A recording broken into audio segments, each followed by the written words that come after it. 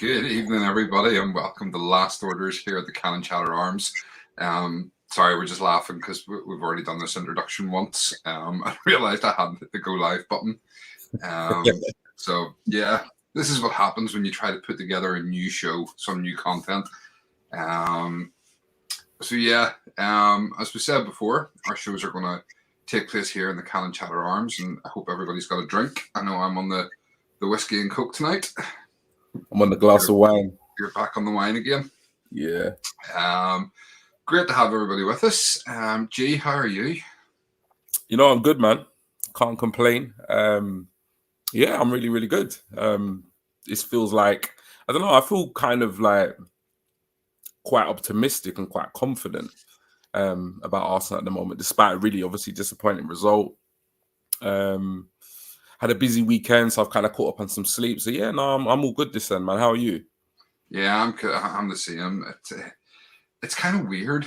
Obviously after Sunday, I thought I'd be a bit more pissed off, but I think we got quite a bit out on Sunday night, obviously on Keith's channel. If anybody missed that, me and G were both on with Keith, Mr. Mostly Arsenal, on his debut live stream on his channel.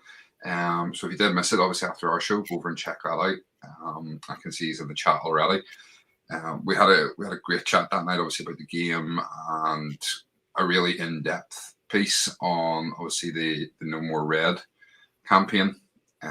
So yeah, as I say, I think like yourself, I'm feeling quite positive. I think, you know, you see in the transfer rumours, and it's not that I'm going, oh, we're going to get Vlahovic or we're going to get Bruno Guimaraes, but it's nice that we're being linked with this caliber of player. 100%. Yeah, we're not sitting here thinking, you know, we're going to go for, you know, players we've never heard of, nobody players. So it is great to have those links. But obviously, as I say, we did have a good conversation on Keith's channel, but we still have to have it on here because obviously we have to do it on our own show, and not everybody was obviously tuned into Keith's show. Don't know why they should have been, but for those that weren't, you know, tuning in tonight, want to hear some of our thoughts, obviously around that game, around some transfer stuff. We'll do a wee bit of a squad review later on. And if we have time, we'll chat a wee bit about the Liverpool game coming up on Thursday night. Big game. Yeah, big game. So a lot to get through. So without any further ado, I will play our title and we'll get into it. Arsenal have gone through an entire league campaign without losing. The first time it's happened.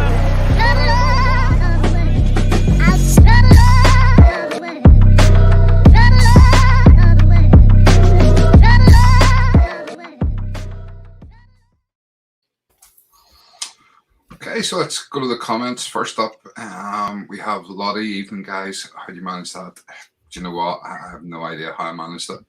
I do. I was texting someone at the same time. So one too many drinks at the Cannon Chatter Arms. What's that? I said one too many drinks at the Cannon Chatter Arms. Well, this is it. You know, I've got the wine, I've got the whiskey, and I've got really strong hand sanitizer. You know, in case I run out, we'll be okay. Miss you guys. We miss you too, Lottie. And I know you're getting better. You had a bit of an illness there at the end of last week and stuff. And obviously you were taking a bit of time out. So it'll be good to see you back again in a week or so, whenever you're ready. Scott, morning, gents. Morning, Scott. Good to see you with us all the way from Australia. What time is it out there at the minute?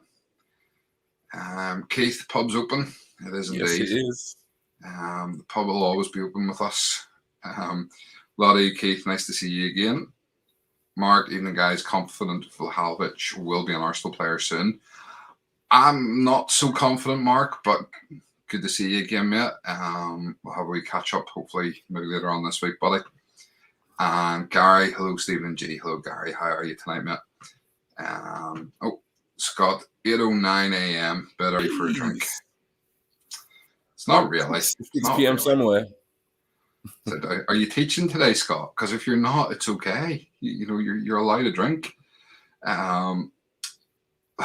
Lottie, fancy meeting you here. Pint.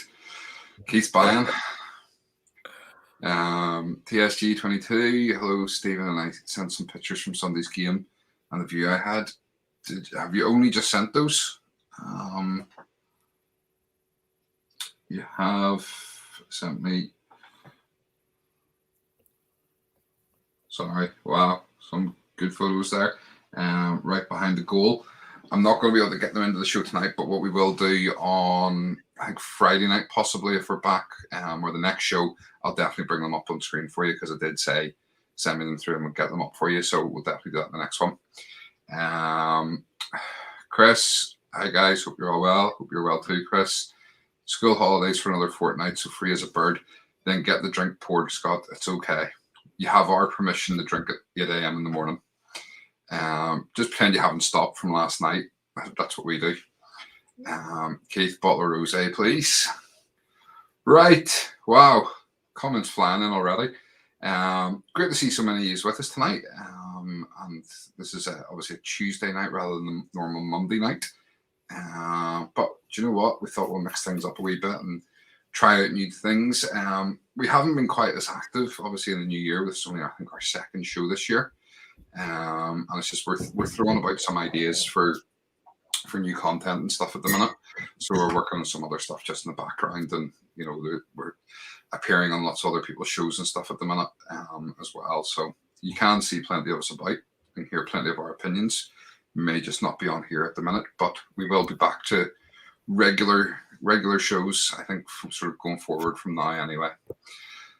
So we'll get into the match then and get that bit out of the way. Yep. Yeah. So just to sort of let you know, we kind of, one of the things we talked about was at the very start when we started doing this, we didn't have any graphics or anything, that we didn't bring anything up on the screen. Then I found that I was literally having pictures and stuff for everything. And over the last few shows, we've kind of been a little bit less prepared in terms of pictures and things, and we're quite enjoying not always having to worry about bringing stuff up on screen. So we're going to dispense with a few of the bits and pieces we would have done. I'm still going to have pictures and bits and pieces as we go through, but the likes of the team lineups and stuff, we'll probably give a miss for a while to see how it goes, because you all know how we lined up. You know, yeah. I would say it's very rare anybody tunes into this show and doesn't know what team played. That being said, I'll run through it very quickly as a reminder for you. So it was Leno in goal. We had Cedric at right back, Tavares at left back with White and Holding in the middle, Holding captaining the side. Then we had a midfield two of Lokonga and Patino. Then we had Saka, Odegaard, Martinelli, and Nketiah up front. So, I mean, I don't want to go into too much detail because the game was pretty boring. Yeah, to be honest with you, and there wasn't really that many incidents. So, I mean, we'll sort of talk about your opinions on the lineup and then just sort of overall thoughts on the game. So, first of all, when you seen the lineup, what were you thinking? I think, like, if I had seen the lineup and we hadn't have had, you know, well, you know what? To be honest, that's probably a lie. Because I'm kind of thinking, like, I'm trying to think before I knew we had all those injuries and absent players. But to be honest, when I saw the lineup, I didn't even know to what extent, you know, we had issues with regards to COVID, injuries. Obviously, I knew there was AFCON and stuff like that. But to be fair, when I saw that lineup, we knew that there was going to be rotation, and we knew there was going to be heavy rotation based on the fact that we've got Liverpool this week. And, you know, we've got obviously the big game, which is on Sunday as well, which is the North London derby. So, you know, there was always going to be rotation, and Arteta was always going to choose this game to actually rotate the squad. So when I saw the lineup, to be honest, there were no raised eyebrows from me whatsoever. It was a heavily rotated lineup. And I think even more so when, you know, it kind of came to light that, you know, we did have players out injured. We did have confirmed COVID cases. We obviously had the suspension of Gabriel. We had AFCON to weigh up as well. Obviously, players being away on international duty. I believe it was a team Arteta picked good enough to win that game. But if you actually take into context what he had to pick from, the lineup made sense for me. It really did. So I have to be completely honest. There was no raised eyebrows from me. I wasn't at all disappointed or shocked by the team he had picked. So yeah, I was pretty happy. Okay. Yeah, I mean, I said the other night, there was a few things that kind of baffled me. If it had been me personally, I probably would have put White in midfield, have that wee bit more of a presence there, and gone with then Murray in the back with Holding. That being said, if he had done that, and this is where we have this problem with Arteta, not so much with Arteta, but with people who are very much staunchly Arteta in or Arteta out. The problem you have is that if he had done that and hadn't played Patino, then all the Arteta out people would have been given that why is he not playing Patino? Why is he not giving him a chance? This was the perfect opportunity to give him a game. This is it. So I can understand to a point why he played him. It's not what I would have done. I think, when we talked about this the other night, Forest will hit you. They'll push high on you. And they had a bit more experience in their midfield. And when we already only had Sambi, as a sort of most experienced midfielder, having someone like an 18-year-old kid next to him, when he's not that confident in himself, not that he's not confident, but he's not, he's not fully up to speed with the English game yet because he hasn't played that much. For me, it was a concern. Yeah, it was always going to be a concern. And I said, but probably not the decision I would have gone with, but I can understand why Arteta did it. And as I say, it's a damned if he does, damned if he doesn't situation in that one. The other one then for me was obviously Nketiah up front. I don't get why we were playing. And again, I said this the other night, and I said it basically the same way. I do get why we played Nketiah, but I don't get why we played him. It turns out as well that Balogun was also had COVID, I believe. So we couldn't have even played him anyway. Yeah, he was very restricted in terms of what he could have picked. Yeah, he was. I mean, there was definitely restrictions there. And obviously with the likes of Aubameyang and Pepe all gone to the AFCON, I mean, he was almost threadbare. Yeah. In terms of what he could have done. There was an argument he could have chucked Flores from the under-23s, who's just been recalled. Could have stuck him on the bench and maybe given him a go. This is the thing with the nature of being a manager, and particularly being a manager of Arsenal, because Arsenal fans, as we know, even myself, I'm guilty of it at times. We can be reactionary, we can react to certain things, and it's a classic case of in hindsight, everyone would say, well, you should have started Lacazette, but then the flip side of that is, had he started Lacazette, it would have been like, well, why are we not saving Lacazette for the Liverpool game? Why are we not saving, Lacazette for the North London derby? Given the fact that obviously right now Lacazette is our first team, front man, and it's just like you're saying about Patino. I personally, I've always said, like, I'm all for giving youth a chance and giving young players a chance, and I'm very proud that I support Arsenal and we have so many Highland boys in the squad. I love that. At the same time, I'm very much of the kind of angle where I feel like, despite having Saka and despite having Smith Rowe and despite having Patino, we need to buy world-class players, top-class players, because some people look at it like, oh, if these players come in, they're going to stunt the growth of the young players. And to some extent, that can be true.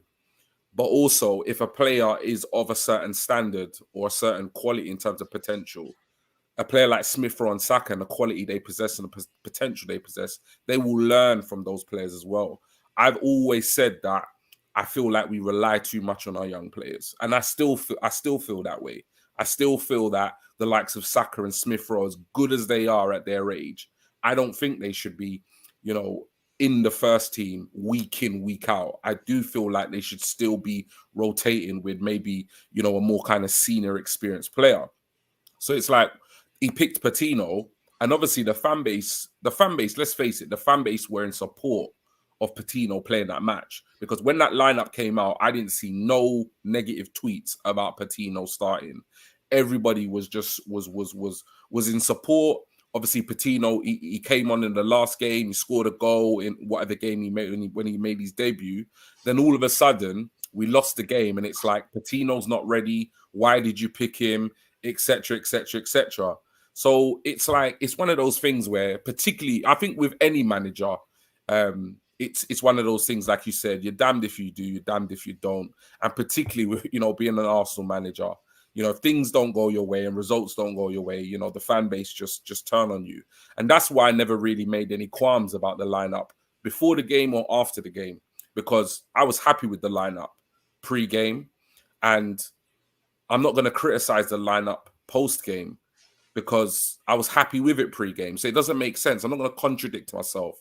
As far as I was concerned, I wasn't happy with the performance. But when I looked at that team on paper, yeah, he could have tweaked things differently. And like you said, you might not have done it that way. At the end of the day, for me, Arteta picked the team that should have won that game. However, the players never delivered. And really and truly, yes, he's the manager. He is responsible. But those players are responsible for that performance as well.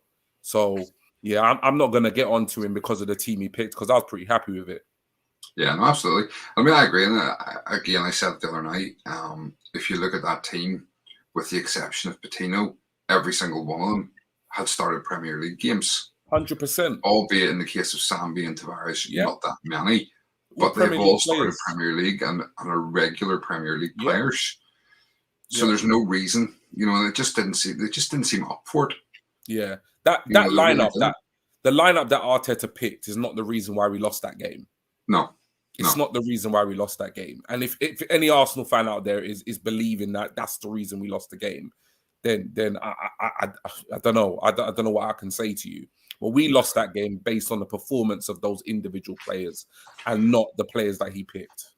Well, we'll come on to that in a wee second. Let me read some of these comments out, and then I'll get your thoughts, just your overall thoughts on the game. Yeah. We'll come on to that in a wee sec. So, Keith offering a straw to Lottie for her wine. You can keep that. TSG, most of the fans in the stadium where I was moaning at Cedric and Holding not playing that well. Leno played an okay game. Gary, the lineup looked like a donut. Missed the middle, or a bit soft in the middle. Just not good. Yeah, absolutely. Heard Arteta wanted to play Shad in the central defensive midfield. Yeah, I heard that as well. I heard that as well. I can't remember who it was from. I don't know why though. Yeah. My bet would have been, like you said, Ben White or Chambers at worst. Yeah. Nick Devico. I'm sorry if I butchered your name, Nick. Welcome to the show. That looks like a new name. Welcome. Glad to have you with us. Are we worried about how shaky Tavares was? Yeah. I'm not going to lie, I was. But do you know what? It was one game, and he has been pretty good, deputising. But I think it proved, again, I've said this the other night, it proved that Tierney is number one in that position. Saying that, Tierney didn't have a wonderful game either, but I still think, it showed that Tierney is definitely the strongest left back we have. A lot of these stories coming from the away fans that weren't pretty. A few guys there stood there and laughed. Felt that for the fans that properly travelled there all day, didn't watch the game back after that story. Scott, the most disappointing part was that Forest looked like they wanted it more. Spence, their right back, was brilliant, and we looked fatigued. Felt for Patino and Tavares. Nick, Spence had us on the lock. He looks like a great player. He does. And the thing about it is, he's only on loan there. I'm trying to remember who's on loan from. I think it was Middlesbrough, Yeah, possibly Middlesbrough. Yeah, I think that's what I heard the commentator say. Who we have a good relationship with now, obviously with, the likes of Balogun's gone there today on loan. Yeah. And albeit a very good deal for Middlesbrough, because apparently they're only paying 15% of his wages. Yeah, it's a good deal for them. Yeah. Keith, thanks for the shout out, by the way, lads. Yeah, no worries. And I like the way he strategically placed that comment 10 minutes after we did the shout out, so you get a second shout out. Lottie, Forest haven't lost there in 6 years for the FA Cup. Wenger was the last to win there, I think. Might be wrong. I'm not sure, but he also lost on his last trip there. So I was saying, we've only lost twice in the third round of the FA Cup in the last 25 years, and both times have been the Forest. Chris, Forest came out of the second half as if someone had said that they were there for the taking. They stopped sitting back and allowing us the ball. Keith saying the Nick Spence reminded me of a young Thierry at Monaco. Let's not get carried away here. Really, evening chaps, evening Really, how are you? Good to see you again. Gary, I feared the ball wouldn't be able to get to the front 4.6 60 plus possession with 0 shots on target, barely any balls through the middle. Yeah, I mean, I don't think we had a shot on target all game. D-Dubs, evening. Yeah, my guy D-Dubs. I'm in an Arsenal Twitter group with him. So yeah, thank you for tuning in, D-Dubs. Excellent. Lottie, Patino's not ready. I want him to have minutes. Can't expect him to play 90 minutes. Flip-flop fans. That's what they are. It's not all just certain sections. Yeah, I said the other night, he's not ready for Premier League. And he's maybe, whilst he is a talent, he's maybe not going to be quite the talent that we're all hyping him up to be. Because if you look at the likes of Fabregas and, Jack Wilshere burst onto the scene at 16 and were controlling games and dominating, and that was in the league. That wasn't just an FA Cup game. Chris, for me, it was much the same as Brentford game. Again, Tierney was crossing it in to there being nobody in the middle to score. He was crossing it in, and Nketiah was in the middle to score, because we all know Nketiah doesn't leave the 6-yard box. He just can't head the ball. Nick saying to Keith, we're going to see him in the Premier League. This game showed how important our starting back four is without Tommy and Gabs. I just don't feel comfortable. Yeah, I agree completely with that comment. Scott need to take time giving Patino minutes and opportunities, preferably alongside an experienced partner. Sambi isn't his ideal partner. No, he needs someone with more experience beside him, and he needs to be coming on. If he's going to play Premier League and stuff, he needs to be coming on for sort of 5-10 minutes at the end of games that we're already controlling to get him those minutes. And I think that's where not having Europa League or Champions League has kind of been a negative for us this season, in that those are usually games that we've used in the past to blood youngsters, in group stages where we've, usually we'll get a couple of teams in the groups that, you will beat comfortably. And it was always an opportunity to blood those kids. And we've kind of missed that this season. So whilst it's been great, having more time on the training pitch, those players, those young kids, aren't getting the opportunities that they would have in previous years. Gary, the lineup might have been okay, but the players couldn't do what was needed. Were they asked to do too much? Eddie scored with limited changes. MF couldn't push ball upfield. Midfield couldn't. Yeah, saying were they asked to do too much? I don't think so. They were asked to go out and win the game against lower league opposition. And these are Premier League players. So, I mean, I think for 1 second you could say they'd be asked to do too much. Mark thought the right back for Forest Spence was brilliant, tortured us. Absolutely. Gary, even with better players, once midfield is the problem, the game looks similar. This isn't the first time we've seen this. Second, third. Yeah, I mean, midfield is an issue. It is a big, big issue. Mark, Cedric and Holding were abysmal. All about the brand, Stephen. Taught you well, Keith. Taught you well. Really, did Arteta have any other alternative other than Charlie and Sambi?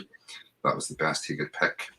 Well, I mean, you joined us a wee bit later there. I had said earlier on that personally I probably would put Ben White in the middle and put Murray inside Holding in defence. I think that would have given us a wee bit more solidity.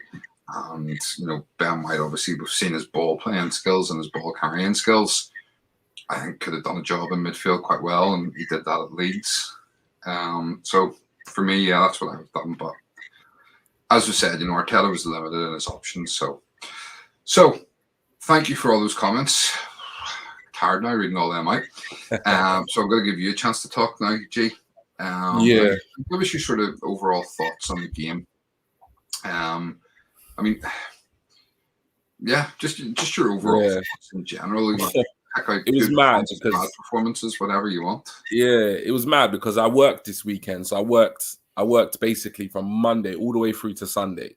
And I was really looking forward to just, coming home on Sunday and just tuning into what I thought would be a pretty straightforward, third round FA Cup tie. So yeah, got in about 4:30, settled down to watch the game. And like I said, I wasn't alarmed by the starting lineup at all. I thought it was, obviously a restricted lineup, rotated lineup, but I thought it was a lineup of players that could win the game. But to be honest, from the first time, from the kickoff right to the end, it was a hard watch. It was a very difficult watch. If you were from another planet and you were introduced to football and somebody was trying to explain to you what football was about, you had no idea about different divisions and the price of players and the value of players, you would have seen a match and you would have thought they were the Premier League side, in terms of the way the game was played. Yes, we had quite a bit of the ball at times in the first half and stuff like that, but we never really did anything with it. I don't think we had a single shot on goal across the 90 minutes, which is just depressing, really. And we created very few chances. We completely lost the midfield battle. And when we did have a chance at goal, we had the likes of Nketiah on the end of it. So there was absolutely no point even creating a chance in the first place, because he wasn't getting anywhere near the goal with those type of finishes. So overall, it was a hard watch. It was a difficult watch. It was a very poor game. And yeah, it's a hard one to kind of sum up, because really and truly there was nothing positive about the game whatsoever. I would say for me the standout player was Leno, and that's literally just because he was the only person or the only player on the pitch that I remember doing anything that was memorable. And that was, I think, a low save down to his left-hand side on the half volley or the volley from one of the Forest forwards. A decent save, when they had a set piece from outside the box. I think the only other player other than Leno for me that had a half decent game, or anytime the ball got to his feet, it looked like he could do something, was Martinelli. He worked really, really hard. He did, however, come up against a really inspired Spence, as everybody has been mentioning in the comments. He looks some player. He's strong, he's fast, and he can defend. And if he's ever out, he's that classic like young athlete. If he's ever out of position, he's got the recovery pace to get back. And actually, so positionally, at times I think there were times when he wasn't that great, but he's got that recovery pace. For every yard an Arsenal player, he's just eating up the ground. Going forward, he looked good as well. So it's really hard to pick out any other positives other than Leno and Martinelli's performance. But yeah, it was a poor performance. It was a really flat, slow performance. It was an inexperienced performance. But also, it was a performance that really and truly, if we were to ask ourselves as Arsenal fans, when we look at the vast majority of those players on that pitch, it's a performance that we can't say we're massively surprised by. Because, given all the injuries and absences due to international COVID and stuff, it was a forced lineup for Arteta. And yes, he probably would have picked a very similar lineup, but at the end of the day, we have, I wouldn't necessarily say bigger games, because I don't want to disrespect the FA Cup like that, because I think the FA Cup is huge. But at the end of the day, as a manager like Arteta, you've got to kind of prioritize certain games, and you've got to be able to say, okay, yeah, we're playing Nottingham Forest. We're playing a lower league opposition. We can actually afford to rotate. The problem is he doesn't even have the squad, really and truly. He doesn't have the squad where he can trust to rotate this team and actually then put in a performance. So on the whole, it was a crap performance, in all honesty. And I think that's one of the reasons why I'm not as angry or as frustrated by the performance as I probably should be. And that's just because I'm taking it all into context in terms of the players that he didn't have at his disposal, plus the players he does have at his disposal are probably players that won't be in the club by the end of the season or within 2 seasons. So yeah, a really, really rubbish performance. But in hindsight, I'm not surprised because of the players that are still at Arsenal, unfortunately. Absolutely. I just want to read a couple of comments here from the other Keith, Keith Wareham, who obviously is a regular on the show, a regular contributor in the chat. Just for some reason, your Twitter comments aren't coming up on my feed on the screen here. So I do have it on my phone. It said, "Hi guys, hope everyone is okay. Our youth team just beat the Chavs. Come on, you Gunners." I think it was 4-1 the last time I seen that against Chelsea. Yeah. Also, we should have made a load of lies up like the bin dippers, but we got class. Well, we'll come on to that later on. And the geezer from Leon looks class. I presume you're talking about Bruno Guimaraes. And he absolutely does look class. So yeah, just to sort of pick up on what you're saying, just in terms of the game, for me, it was boring. I'm not going to lie, I got the sort of half time, and it's funny. I said to Keith on Sunday night after we went off air, if it hadn't have been for the fact that we were going on his show, I probably wouldn't have paid much attention to the second half. I just didn't want to go on and not be able to talk about it and do it justice. But it was really dull. I don't know. They say the players just didn't seem up for it, and as you said, a lot of them have proved that they're not good enough. And we'll come on to that because, as I say, I want to do a wee bit of a squad review in a bit here. So it's disappointing. I think for me, I think part of the reason I'm not as deflated and annoyed about it as I maybe should be is that I'm starting to see the process. Yeah. I'm starting to see that something's happening. And if you look at how we played against City, and yes, we lost the game, but there was definitely a better performance. Yeah. Now, there's still a soft underbelly that we need to get rid of, and we still need to be beating, the so-called top teams. But we're getting there. We're getting closer in terms of the performance. It's now just about getting more goals than them in the games. And if we can get rid of the silly mistakes, we're going to be even closer. Yep. But the squad needs upgrading. And if you look at, I've said this before, we brought in 6 players in the summer, and we all kind of thought that it was just to add the squad depth. It's actually strengthened the starting 11. Yep. But when we go through the squad sort of later on, you'll see that we still need to strengthen the squad. Big time. We still need a couple of starters. Big we time. need a new central midfielder to partner party, and we need a new centre forward. Yep. Those are 2 places that 100% need to be strengthened for the starters. But then we also need strength in depth. If you look at our bench the other night, with the exception of obviously Kieran Tierney and Lacazette, there was nothing else on that bench. Yeah. Nothing. We got no right back if Tomiyasu's injured. Yeah. And to be honest, if Ben White and people talk about Ben White and Gabriel, geez, if I have to see Holding, I know Holding is a fan's favorite for some fans, but Holding and Mari, it's just not good. We're like literally chalk and cheese when you look at the starting 11 to our second 11, and that's a big problem, a big problem. Yeah. So as I say, for me, much as I'm disappointed, and I'm gutted to an extent that we've gone out because I always want to win a trophy, and the FA Cup is our trophy, so it would have been great to actually win it and to get some silverware because. Yes, we have a good shout in the Carabao Cup, but we're not going to win the league, and obviously with no Europe to play for, so our opportunities are limited.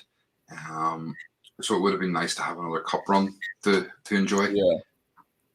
But that said, as I say, I can see that we're starting to build something. Yeah. So I don't know if next season I'll be quite so lenient if we go out at the third round to the likes of a Forest. I think I'd have an awful lot more to say because he'll have had another 2 windows by that stage, and then the third, another potentially a third window to really change the team up. So I don't think I'll be so forgiving if this happens again next season. And to me, that was kind of it, if that makes sense in terms of what I'm willing to sort of forgive. Yeah.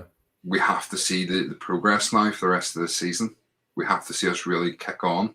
And as I say, get a couple of players in now, another maybe 6 in the summer, and then he has massively changed that squad, and he can't really have any excuses at that point. Yeah. So then I expect to see serious challenges being made. So let's read some of these comments, because I think that kind of sums up the game. And obviously, if people are feeling differently, make sure and let us know in the chat. So where have we got to? D-Dubs, spoken on Kedia before, and no more is needed. Take the money if any reported deal is true, and wish him all the best. There's no putting his game. Absolutely. Rumoured Palace in for him again, and we're looking at 7 or 8 million. But again, from what I'm hearing, wages seems to be the issue. And this goes back. I've also heard rumours that Arsenal want 20 though. No, not at this point. Not with 6 months left on his deal. Yeah, because I'm thinking that's crazy. No one ain't paying 20 million for Nketiah with 6 months left in his contract. Never. I wouldn't even pay 20 million if he had a 5-year contract. No. But it goes back to what I keep saying. Which is that, it's all well and good him coming out and claiming he just wants to play first team football, but he doesn't. He wants money. Yeah, they all want money, man. Really, the Scottish League would be perfect for Eddie. Yeah, I think he would sit the Scottish League. Yeah, I think he would. He would tear up the Scottish League. Yeah, somewhere like Celtic or Rangers, where he could just stand in the 6-yard box. Yeah, he'd tear up. Don't need to worry. TSG, I would replace Cedric with Spence, and think Cedric isn't at his peak anymore. Not Tomiyasu's back up right back for him. Yeah, it's a good shout. Good shout. Gary, never in 1,000 years, Arsenal have 4 strikers who haven't scored from open play in months in Premier League. 1 on loan, 1 in Dubai. I mean, AFCON. Laka may want out, and then Nketiah needs to be out. Chris, it's difficult to really know what level Eddie is. I mean, when he was at Leeds in the Championship, he didn't get games at that level either. If he goes to Palace, will he just sit on their bench as well? Well, he may well now, because obviously they've got Edward, who they got in from Celtic. And Benteke as well. Benteke is not just gonna roll over and let him go into the first team. On his day, Benteke is an absolute handful. Yeah. Really, Gary, I expected a much longer. Yeah. Gary, the process, Arteta needs his players. He had it's about 13 to 14, still needs 10 new players for a complete Arteta squad. He can't use what he has. I know what you're saying, and that's why I'm saying I can see the progress being made. Yeah. And that's why, for me, he gets this window and 1 more. I understand where Gary's coming from, and I'm very much, me, I've been so critical of Arteta and Arsenal, but at the end of the day, it's I believe Arsenal right now are in a stronger position in the league than I thought they would be at this stage of the campaign. So I saw Arsenal's best finish this season to be 5th or 6th. Now I know there are games in hands, etc., but at the end of the day, we've been 4th, and we've been competing for that 4th spot practically, for however long now. That's better than what I envisioned. And as you said, I can see the performances improving. But at the end of the day, as good as a manager is, there is also that, there's also the side of he can only do with what he can only, make do with what he's got. Now, we know he has to make do with what he's got, but there's only so far you can push a player. And, you just have to look at the Antonio Conte situation at Tottenham. He's made it very clear. Antonio Conte is a very good manager. But at the end of the day, what he's got to work with, you can see, he's not come to Tottenham and absolutely, made waves, at all. They've been really inconsistent. Some of their performances have been absolutely atrocious. And he's made it very clear publicly that I need to sign players. I need to buy better players. So as much as I agree with Gary on that comment, because I've been very critical of Arteta, but when you do look at the players we still have at this team, they're just not good enough. They're not good enough. Okay.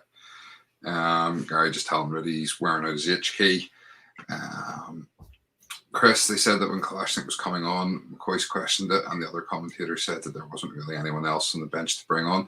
Yeah, I mean, I know I heard them question why they're bringing on Kalashnik when they need a goal.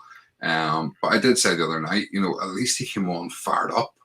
He in the 3-4 minutes he was on the pitch, he looked like he had more enthusiasm than most of them had for the 90 minutes they were on. So, and I've said it, and I'll say it again, because it looks like he's on his way out this month. I have to give him some credit, and he has been a model professional. Anytime he's been on, he's given his all. His all might not be good enough, but he's given it. And he doesn't seem to have been a problem. And I thought potentially he could have been when obviously his best buddy Ozil was been last season. And he wasn't. Respect. I thought he could have been a problem. So he's fair play to him. He might not be the greatest football in the world, but you know what? At least he's come on and he's showed a bit of passion. Scott Ainsley Maitland-Niles may have been able to do a job in the midfield. Anyone else frustrated by the fact that we can't sell players anymore? Another loan. Yeah, although I think that one will be a sell in the summer. Yeah. It was a strange one. Now, from all accounts, 34 had tested positive with COVID before Maitland-Niles actually went. That's what I'm hearing. And Arteta was still happy enough to let him go. I think he wanted to honour a promise he'd made to him. And I thought that was a little strange. I don't know why he didn't just say, can you not hold on a couple of days? Yeah, I would have said, listen, by all means, you can go to Roma, but you go next week. Yeah. That's that simple. Gary saying to Chris, so offensive players on the bench made no sense. I would have taken Ramsdale then. Yeah, I mean, we did have offensive players, but they were kids. I think the idea was to put someone with a bit more experience on to try and to drive it. Ramsdale makes just as much sense as Kolo. None. Fair enough, Gary. Stick Ramsdale up front and take off Eddie. Gary's on fire tonight. Yeah. Do you know what? Stick anybody on in front of Eddie. Mate, listen, trust me. Canon FC, I believe that Neil, isn't it? Yes. Fellas, hope you're well. Good to see you. Really, Ramsdale was barking instructions like an assistant coach in the touchline. Not sure to whom though. Yeah, I've seen the pictures of that. Chris, we've also got out of the way a lot of the big game. We've played City now twice, obviously. Yeah, after the weekend, Spurs will be done twice. There's only games with Liverpool and Chelsea left to overcome and teams we should beat. So yeah, I mean, we have got most of the big games out of the way. Yeah, we have. Really, even Jose doesn't want to play Ainsley Maitland-Niles in midfield. No, he did play it right back the other night. He played that right back after all that. Yeah. As you said the other night, he needs to accept his fate. He just needs to accept it. Just come back and be our second choice right back next season. 100%. D-Dub's breath could have come on and had a Wayne Rooney type impact. Made no sense keeping Eddie on for 90 and not using the striker on the bench. Sends wrong message in my opinion. That's not a bad shout though. You know, it's like it's one of those ones where we were losing the game. We had so little time left. You could have just thrown him on because you just don't know in it. He could have got on the end of something. So yeah, that's not a bad shout. Yeah. Gary Kolo looks happy. The man took Arsenal to the cleaners, gets paid well for a few minutes of Philly. Fair enough. Keith Scott couldn't agree more. Ainsley Maitland-Niles made ridiculous timing. Chris Ainsley Maitland-Niles is another Willock. They hope he will go to Roma, play well, and up his value in the summer. John, need more reinforcements for sure. Eddie needs to go. Yeah, absolutely. And we are going to come on to the sort of squad review shortly. And what I've done is I've basically put the whole squad into two lists. We have a stay list and we have a go list.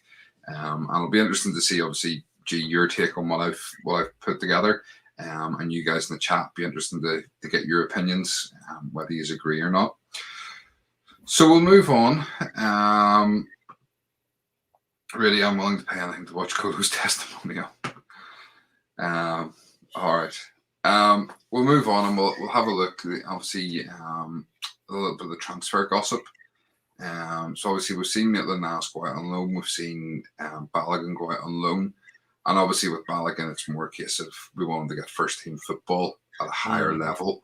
Obviously, the under-23s it's not a good enough level for him, so he needs to get a higher level and get regular game time. And from all accounts, Chris Wilder, isn't it? Middlesbrough has told him he will be playing as centre forward, so that's good. Get him an opportunity. He hasn't done an awful lot when he's had his chance in the league and stuff with Arsenal. So maybe he just needs to cut his teeth a wee bit with Middlesbrough in the Championship before coming back. And I would say next season he'll be a bigger part of the squad. So we'll have a look at obviously some incomings, which is what we really need to worry about. I'm not so concerned about players going out on loan at the minute. Obviously, there's a few players need to go permanently, but we do need some players in because we're looking a bit threadbare, especially in midfield. And I'm not going to talk about the likes of Bruno Guimaraes because we've talked about him before. But it is rumoured that we put in a bid for another Brazilian this week, and that is this guy, which is Danilo over at Palmeiras, a 20-year-old Brazilian who they say is better than Bruno Guimaraes, better than the likes of Melo as well, who've been linked with from Juventus. And he's certainly supposedly the next up-and-coming midfield superstar from Brazil. 20 million rumoured to be the bid. Now, from what I'm hearing, Palmeiras don't particularly want to sell him at the minute. They want to wait till the end of the season. But it is thought that we could get a deal done for him. What's your sort of thoughts on this one, G? Have you seen much of him? Do you know much about him? To be honest, I've not seen much of him. But what I have seen of him, since obviously the rumours have surfaced, he looks a really good player. Looks a quality player. Having said that, I've got my reservations, and I'll tell you why. One, he's playing obviously in the Brazilian league. So, and I'm not saying the Brazilian league is this, that, or the other. I'm not disrespecting it like that, but it is the Brazilian league. It's not the English Premiership. So, I always when I've never heard of a player, I don't like to kind of comment too much because I don't watch him week in, week out. So I don't want to say, he's not good enough, or from what I've seen on YouTube, he's good enough, because everybody can look like an absolute worldie on YouTube. So I don't know, honestly, much about him in terms of him being a player, only from what I've seen and heard from what I've been reading online and watching online. The only thing for me is it just shouts out for me, this is not the type of player we need right now. This transfer for me, and people might disagree with me, but I see this as more of a summer transfer. You brokered a deal between now and the end of the season. You bring him in at the end of the season, and he pretty much has the whole preseason to go from Brazil to the UK. He has the whole summer or the couple of weeks between seasons to kind of pick up, a bit of English, settle into his new home, kind of acclimatize to the weather, to the culture, etc. For me, this is not the signing that we need to come in, hit the ground running with the games that we've got coming up and the position we want to finish in the league.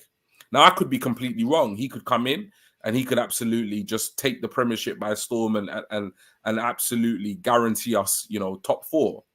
But just from what I know of him, which is very little, I take into consideration his age, where he's playing, and from our experience of buying other young players like Sambi, for example. Sambi's a quality player. You can tell he's got bags of potential, and he's going to be a very good Arsenal player at some point. But, clearly we can see, when he's not beside a Partey or a number 34, he can look a little bit out of his depth. And similar to Sambi, I didn't know much about Sambi. Similar to I don't know much about Danilo. So I can only go by what I know. And for me, this is not the signing, not the type of signing that I want Arsenal to be making at this point.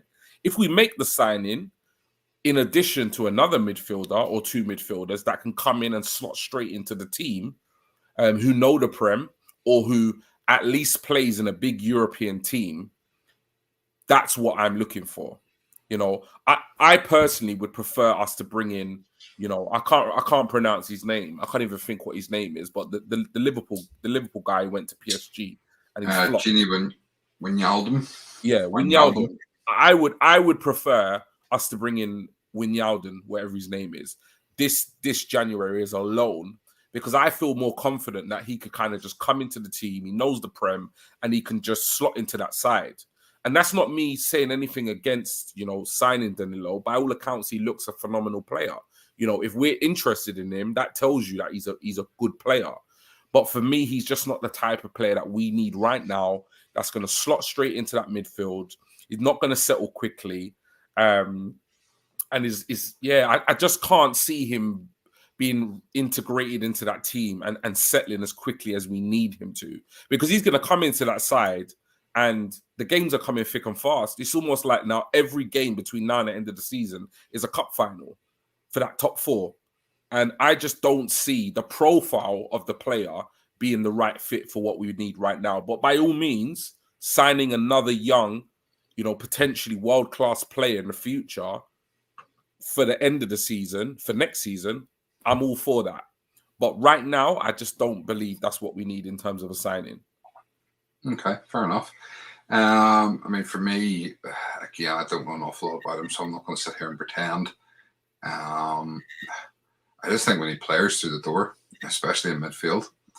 Yeah, we do. I get what you're saying, and everything you're saying is completely right. But at the same time, I think we're in a position at the minute where it's needs must. Yeah. So we'll see what happens. But I do like the look of him. I do think he looks like a very good player. Because even if you look at it, realistically, even if we signed him, how quickly are we going to get hold of him in terms of work permit, in terms of flights, in terms of isolating when he comes to the UK? Even if we signed him, he's not going to play a game for about 4 weeks. Yeah. Like, it's interesting what you were saying there about Wijnaldum. That would be a fun one if we pulled that out of the bag tomorrow.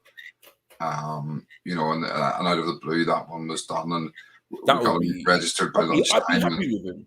Yeah, all of a sudden, against Liverpool. All of a sudden, you could play on Thursday night. That would be a fun one. Yeah. All right, let's read a few of these comments before we move on to the next player I want to look at. We got to TSG. We just signed a left back from West Brom. We did indeed. We were just talking about that before we came on. He's a 16-year-old. So I don't think he's any threat to Tomiyasu just yet. No. Arsenal signed highly rated left back Lino Sousa from West Brom.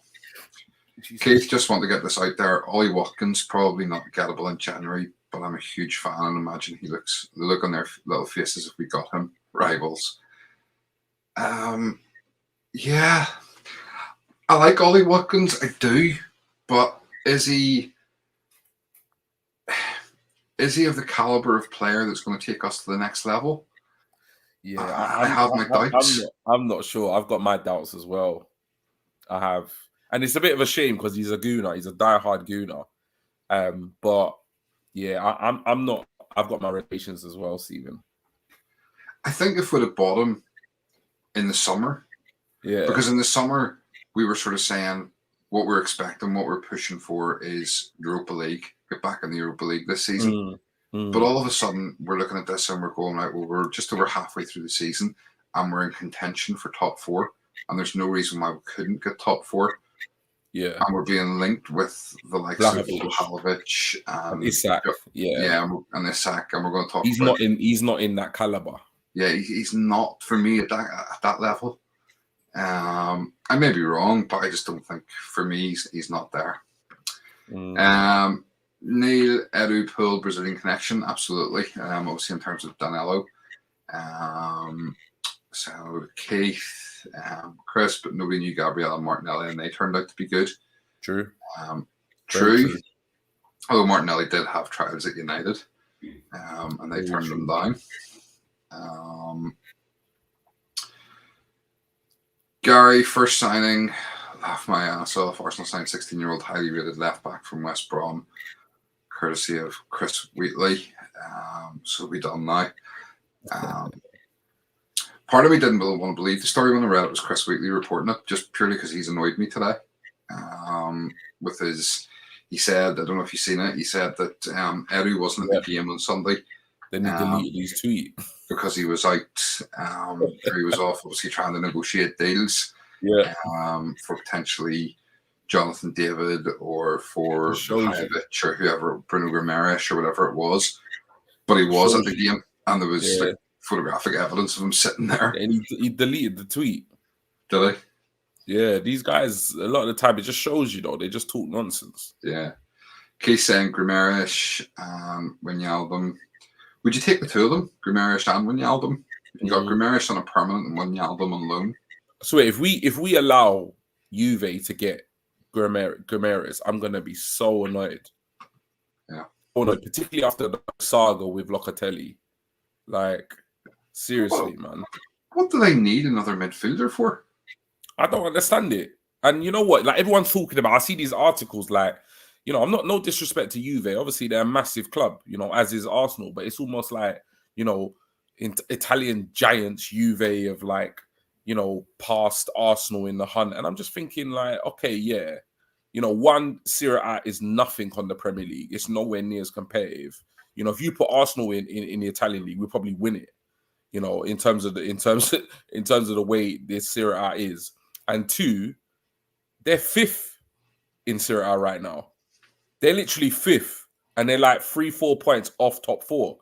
We're in top four. So I don't get where this whole kind of narrative of, you know, Champions League, Juve, you know, I think they might still be in this year's Champions League, but unless they win it, they might not be in next year. So yeah, that whole narrative in the media really annoys me. But the fact that they, obviously the whole Locatelli saga last summer, yeah, I really hope they do not get Guimaraes. I really hope. Yeah. Listen, we'll come on the narratives in the press in a wee sec. I just want to finish reading out these comments. Keith, not confident with Vlahovic at all. Think we're better looking elsewhere. The other Keith, Cannon FC. Hey, buddy, fancy meeting you in this pub. Everybody welcome in the Cannon Chatter Arms. DCL is better caliber than Eddie, even from the bench. Anything is better than what we got, doesn't it? Absolutely. We've got nothing at the moment. Gary, I dare say you and I could do better than Eddie. Yeah, we've got nothing at the moment. Yeah, up front. Really, we beat Chelsea 4-1 in the Papa John's Pizza Cup. I can't help thinking of Mario Kart every time I hear that. You know, the Papa John's. I mean, the Pizza Cup. It's something you compete for in Mario Kart. I know. Chris, would Watkins be a good replacement for Lacazette? Same with Tony at Brentford. They could come on in the reserve position behind the main striker signing. Yeah, potentially. Let me just block out another bot coming through. Yeah, so you're talking there about obviously media portrayal of things. I put out a tweet today. I'm getting really pissed off with the way the media, and it's now not only the media, but it's other Arsenal accounts I'm starting to see doing it as well. They're talking about Vlahovic as you know, it's £150 million signing. No, it's not. It's like 60, 70, 75 million pound signing. Why are we adding his agent's fees in, his wages in, his bonuses in, and then dividing it out and coming up with, you know, it's just ridiculous. Because the next thing is you'll add the fee in and say his wages are like 200 million a week, you know, whatever it is. And it did this before with one of our signings last summer. You know, I think it was with Thomas Partey or something. What was it, 2 summers ago that we got Partey, wasn't it? They do it with every Arsenal signing. Pepe, Ben White, every single Arsenal signing. They just massively talk about the money involved. Yeah, they don't do it with any other club. They don't talk about, you know, they don't add in their wages and their agents' fees and their bonuses and make it either one big lump sum figure or a ridiculously, this is costing them, you know, they're paying such. They did it, Willian, that was the one that did it with. Yeah, that's it. Willian was getting 200 grand or 200,000 a week, and it was costing the club X amount of millions of pounds. But what they weren't saying was that was based on bonuses, you know, being paid like a sign-on bonus. They weren't saying that this was including bonuses for goals and stuff that he may potentially earn. They were just taking all the numbers, adding them up, dividing it out, over the length of his contract and going, well, they're paying him 200 grand a week. In reality, we were actually paying him, I think it was something like only 110,000 a week. Yeah. You know what? You know what is so frustrating though, yeah? It's like, it's like with the whole, you know, obviously you get the agenda with or the narrative with the media outlet. So for example, they do it with Pepe. You know, all of a sudden it's Pepe 72 million. He's a flop. And, you know, they just kind of skim over the fact that, you know, Spurs spent 60 million record signing on Ndombele. You know, they spent 40 million pounds on that Colombian centre-back Sanchez, who I can defend better than, you know. And then you get the likes of, there's so many others, you know, you just have to look at the United team. The most expensive, I think somebody said the other day, it was one of them, or the second most expensive squad in the Premier League. Over 800 million pounds spent. Maguire, you know, 80 million. Wan-Bissaka, 40 million. It's just crazy. But it's just like the media just don't portray the same energy, you know. Jadon Sancho. Yeah, Jadon Sancho. 75 million. Got one goal. Where's the agenda of him being a flop? You can go on and on and on and on about how the media are. And the other thing that annoys me, and it doesn't necessarily annoy me about the Arsenal accounts or even the media accounts that do it in terms of the wages. It does annoy me. But what really annoys me, and I know I'm probably not going to make many friends when I say this, is the Arsenal fans that get so fixated with this issue about wages and how much this player's earning and how much that player's earning. And, oh, if we offer this one a contract, Saka's going to get upset. And if Saka gets this, ESR's going to get upset. Like, what's wrong with you? Like, I don't understand what's wrong with these Arsenal fans. Honestly, I don't. Do you think you see Man City fans sitting down there having an argument with other City fans about how much Grealish is on? Or how much Gabriel Jesus is on? Or Rodri's on? Or if they need, you know, that 6 right back that they've got on loan to another club in Europe? It's like, come on, just support your team. Your team is out here doing better than we've done in however many seasons. And guess what? We're being linked with top talent across Europe. Vlahovic is one of the best upcoming strikers in the world. And you're quibbling over the fact that, why do you even care? Like, why do you care how much Arsenal are going to pay him? I don't care how much Arsenal are going to pay him. That's Arsenal's business. That's Arsenal's lawyers and his representatives or whoever's business to deal with that and find out what agreement they can come to. But you honestly get Arsenal fans arguing with each other about the wages of Vlahovic, like they're spending it or like the money's coming out of their bank account. I don't understand it. Just support your team and just, at the end of the day, if we sign Vlahovic, appreciate the fact that we have one of the best upcoming strikers in world football, and just go to sleep in your bed, not caring about how much the man gets paid. It's just ridiculous. It's ridiculous. And think about it this way. Arsenal are releasing new training kit tomorrow to pay for it anyway. You know, so... I just don't get it. I've seen so many, and you know what? Big up Martin, who does our graphics, because he's put out a couple of tweets, and I see so many Arsenal fans getting onto his tweets about the price, etc., or the money and stuff and all of this. And I'm just thinking to myself, like, I don't understand why you care about it. Like, I just don't get it. And I've held back commenting because I know there's just no point. There's no point actually engaging because, you know, they're never going to see sense. But you're a fan of a football club. Just support your club and just be, you know, in a way, just be excited by the fact that, you know, we're somewhat, you know, linked or in the running to actually buy one of the top talents in European football.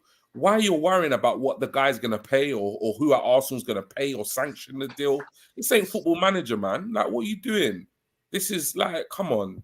It annoys me. I'm sorry, but it annoys me. No. And if by magic, Martin's in the chat. Totally agree. We've got too many fans that think they're the club's accountant. Our fans moan if we don't spend enough or moan if we spend too much. Don't make sense. And, you know, it's, you know, we've complained long enough that the Cronkies not investing. Yeah. But this suddenly goes to show that, you know, now that they own the club, they're investing and we're complaining. Well, not we, but there are fans that are complaining. Chris, we took 11 days to get G's first big rant of 2022. But it's true. It's true. How many times have we sat here and literally slated the Cronkays, protested, banners, flares to say we're not spending, we're not investing. And now we're rumored to be getting one of the best strikers in Europe. And we're saying, oh, now we want a penny pinch. Like it's your money. Get out of here, man. It's absolute nonsense. Absolute nonsense. While you calm down again, I'm going to read these two messages out. Yes, Stephen, you and I can run around and do nothing.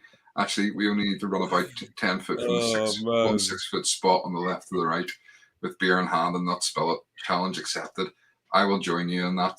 Gary, I will absolutely join you in that. Keith saying, well, the agenda chaps. Chris, what's worse for me is the accounts that go on about that these agreed terms. They did the same rubbish with Madison in the summer and then nothing happened. Yeah, absolutely. Until Ornstein says it's worth nothing. At least we know his sources from Arsenal, right? His sources from whatever person he happens to bump into in the pub. Keith, nobody likes us for some reason. Yeah. G sounds like my dad. Just go to bed. No, make me. Yeah. Go to bed. All you Arsenal fans worried about how much we're paying Vlahovic. Go to bed. Lottie, okay, what started G off? I was gone for 5 minutes. There you go. Don't go for 5 minutes next time. You missed out. Right, listen, we'll move on very quickly. A couple more transfers potentially that we've been linked with coming in. I don't want to spend too long on them because I want to spend a wee bit of time on the squad review. So another one that is rumoured is this guy, Jonathan David, from Lille. Any thoughts? You know what? He's an exciting player. He is. He is a very exciting player. You know, he's kind of like one of those players where he could play across the front three. You know, I think at the moment he's kind of playing as a centre forward, but I've seen him kind of operate from the left, from the right, and I believe he kind of has that versatile. You know, he's strong, he's pacey, he can score inside the box, outside the box. So yeah, he is an exciting player. The only thing is, and he definitely fits the mold of, or when I say, or the profile of the player that, you know, the type of player that we're signing. You know, bags of potential. He's at a really good level at the moment. Bags of potential. Ceiling's really high. And I don't think he would necessarily come at you know, what I would say a kind of like really, really, really high fee. Generally, when you buy from you buy from the French league, you can get them at a reasonable fee. But obviously we paid 72 million for Pepe, and he's actually playing at the same club where we signed Pepe from. I think he's in double figures this season. I think he's got about 11 or 12 goals in all competitions. And I think that's in about 19 or 20 starts. So he knows where the goal is. I wouldn't necessarily say he's massively a creative player, but then I don't think that's what we're buying him for. We're buying him to put the ball in the back of the net. In terms of a forward player, I have preferences more than David Jonathan. I definitely have preferences over him. You know, Vlahovic being one of them, Isak being another, but I'd even probably put DCL above him in terms of a centre forward, just because of his Prem experience. But I would say, you know, Vlahovic and Isak are my two favourites, and then my alternatives would be between kind of, you know, DSL and Jonathan David. But he's definitely an exciting player. He's 21, and I'm not going to make a big deal out of his age because I know Vlahovic is the same age. But yeah, he wouldn't be my go-to in terms of a forward. I think there is a massive gulf between the French league and the Premier League. And I do think, you know, in terms of our experiences with Pepe in particular, I think it would be somewhat of a risk.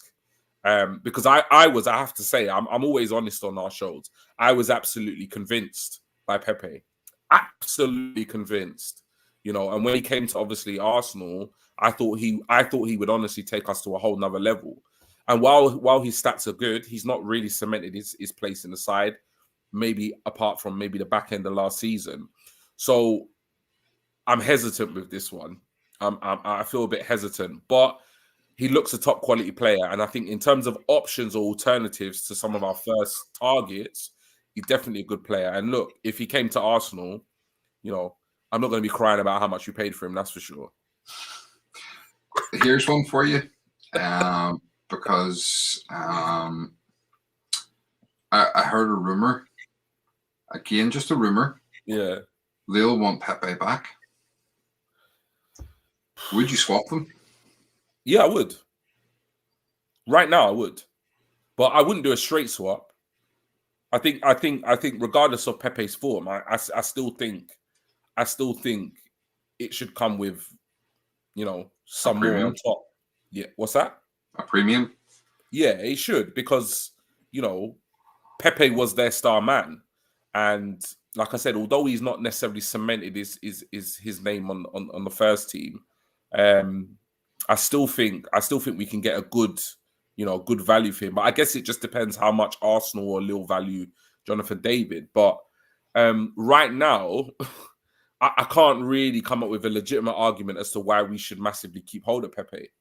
So it's one of those, isn't it, where I can't see Pepe coming into this team over Saka anytime soon.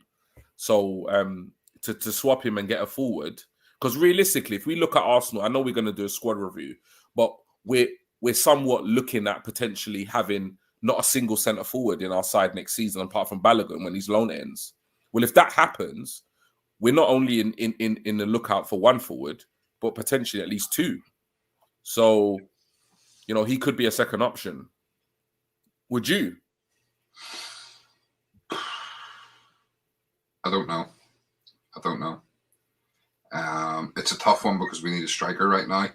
I think it depends on who we get. If we get Vlahovic, do we need someone at that level as a backup striker? I just don't know. I don't know is the honest answer. I'm going to move on quickly to the last one we've been linked with again this week, just to sort of get your thoughts on that. And then we'll go through the comments and we'll go on to the squad review because it's kind of conscious time marching on already. And that is Tariq Lampley from Brighton. We have once again been linked with him. I'm just going to go very quickly and say, for me, no. The rumours are anything up to 50 million for this guy. And not that I'm complaining about us spending money, but for me, I think 50 million on him would be a waste of money. I don't think he's good enough, personally. And, for me, he'd be coming in as a backup to Tomiyasu because he's nowhere near Tomiyasu's level.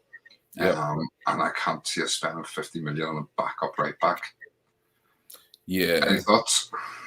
Yeah, not for me. You know what? If we signed him, like I say, I wouldn't really, be too bothered in terms of signing him, because I think he's a good player.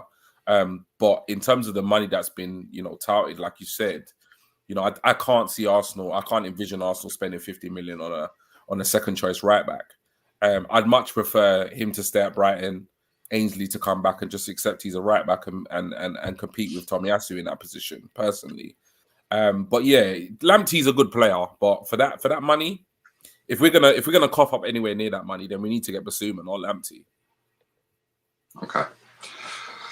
So that's kind of it in terms of rumours coming in. Obviously, there is the likes of Vlahovic. We'll see what happens with that over the coming days. And the Bruno Guimaraes, again, it's another one that it's building up pace, but we'll see what happens with it. And obviously, I'm sure there'll be more over the next week or so, and we will always address them whenever we hear them.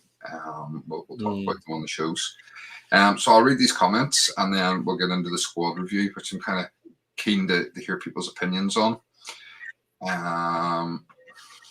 Jamie, imagine what Twitter would have said about Big Tony's contract back in the day. He had to be the top burner. The story about Seaman asking for a pay rise and Tony Adams said, "Cheers, goalie, I've got a new one." Or I've got one too now. Absolutely. Gary said a lot of Arsenal, specifically Arsenal fans. It's obviously in reference to what was G ranting about. Keith, question. Ian Wright, knighthood. I say yes. Football aside, here's a guy who's changed his stars and broke the cycle, using his standing to raise awareness and try to make real change on so many social issues. Yeah, it's a fair shout. Which kind of, one thing we didn't talk about was obviously the No More Red. I deliberately haven't really said much on that because we did talk massively on Keith's channel the other night, and I really would encourage anybody that didn't tune into that to get over after the show. And I know I'm giving you another plug here, Keith, but I'm more actually plugging what G and me had to say than your show. So, but if you missed it, get over and check it out. I don't want to rehash it, but we will come back to it. It's definitely something we'll come back to in the future, because I don't know if you noticed, and I said the other night on Keith's show that the hard work starts on Monday morning. It's all well and good doing it for a weekend.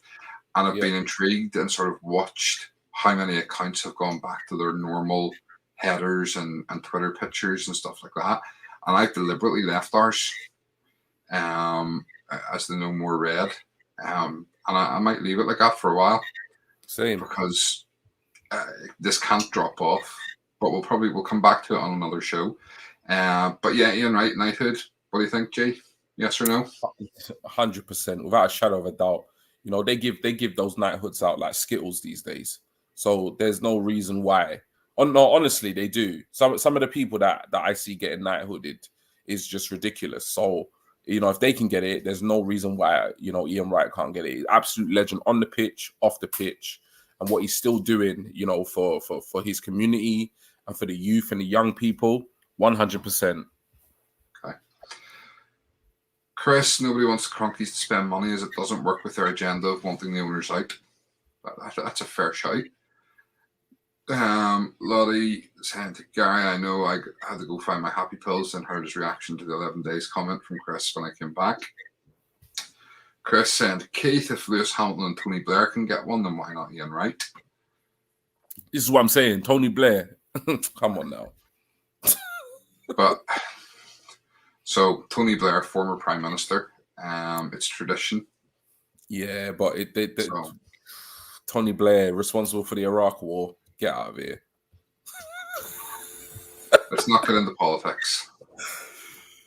Let's not get into politics. That's what he's saying here. He knows what the goal is. I hope so, G. He's a striker. Sorry, I couldn't help myself. Well, and Nketiah doesn't know where the goal is, so so really and truly.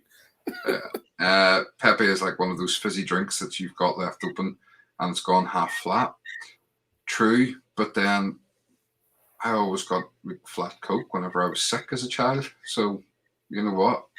Maybe that flat drink might help us do well. Gary, good night, Stephen G and Lottie. Good night, Gary. Chris, I think that Pepe, you should have learned our lesson after signing Gervinho from Lille. I think the only player that they've ever sold that's proved to be any good was Eden Hazard. Gabriel Magalhaes. Where do you think he came from? Yeah. We signed Gabriel from Lille, so yeah. You know. Trying to think if they had any other decent players I can remember. I can't remember off the top of my head. But yeah, Gabriel, yeah, that says it all. Gary saying good night, chat room. Maybe tomorrow we got our striker. Maybe Keith, Ari Pepe, Newcastle just paid 20 million for Chris Wood. Chris Wood, just saying.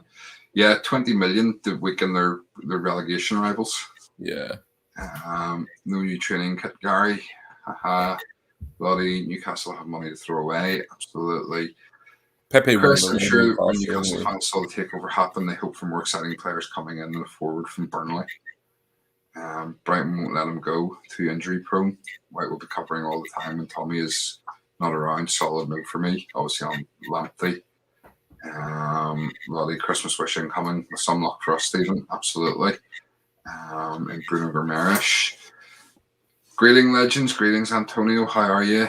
Lottie saying hello to Antonio. Hey, Lottie from Antonio. And Kelly is a special case, so let's be real, G. Needs a big red arrow to know where he is going. Yep. Tony Blair, it's not a tradition to be knighted, it's a tradition to become a member of the House of Lords for former Prime Minister. So, all right, fair enough, I got that wrong. But I'm not talking politics, so we'll move on from that. So, squad review. Been looking forward to this. So, I sat earlier on, and as I say, I put the squad into two categories. Very simply, stay or go. So what players I think are good enough to stay at the club, and what players have you done it already? I've done it already. Okay, cool. So what I want to get is your take on it. your opinions on what I've done. And obviously, you guys in the chat share. If you think I'm wrong, if you think there's players that I've said are good enough to stay that should be going, tell us. If you think there's players that I think should be going that you think are good enough to stay, tell us. Everybody's entitled to their opinion on this show. We've always said that. So I'm going to bring this up and I'm going to read it out. And the reason I'm reading it out is for the benefit of those people that are listening to this on Spotify or any other things that we put it out on, and can't obviously see the list on screen. But before I do that, I'll quickly read out Gary's things to let him go. Before I go, Stay, White, Saka, Ramsdale, Gabriel, Tomiyasu, Partey, Odegaard, ESR, Sambi, Martinelli, Tavares, and Balogun, Laka. Lolly saying politics free zone, please. And go from Gary, Oba, 34, Pepe, Holding, Leno, Maitland-Niles, Cedric, Murray, Chambers, Cola, and Kelly, and Nelson, Bellerin. Okay, thank you for that, Gary. It's not too dissimilar, to be honest with you. Right, I'll bring this up and let you have a look. So this is my stay and go. Hey, so for the benefit of those people that are listening and not able to read this, or if you are looking at this on a computer screen or a phone screen and can't see it too well, my list of players in the stay, and I've just gone through basically from the Arsenal website, the squad. So I've got Leno, Ramsdale, and Okonkwo, or whatever he's called, the third choice goalkeeper. And the only reason I've got him in there in the stay category is because I haven't seen enough of him to sort of say he needs to go. Yeah, no, that makes sense. So it's kind of hard to judge him. Then the rest of the stay is KT, so Tierney, White, Gabriel, Tomiyasu, Tavares as a backup to KT, Partey, Saka, Odegaard, Smith Rowe, Sambi, Martinelli, and I've also included Balogun and Saliba, who are both out on loan, as players I would keep in this squad. So that means then in the go list, we have Holding, Cedric, Chambers, Mari, Kalashnik, Elneny, 34, Lacazette, Aubameyang, Pepe, Nketiah, and all of the other players who are currently out on loan. Thoughts, G? What can I say? A lot of people say they always kind of make fun that I've always got so much to say. But to be honest, you got it bang on. Your stay list is exactly what I would say in terms of the players to stay at Arsenal. And I can't give one legitimate argument for any of those players in that goal list to stay. Because what we're talking about here is we're not talking about, any kind of maybes, ifs, or buts. We're talking in an ideal world, if we could get rid of any of the players in that squad and replace them with better players, who would it be right now, based on performance, based on where we are as a team? And yeah, I can't fault your stay list at all.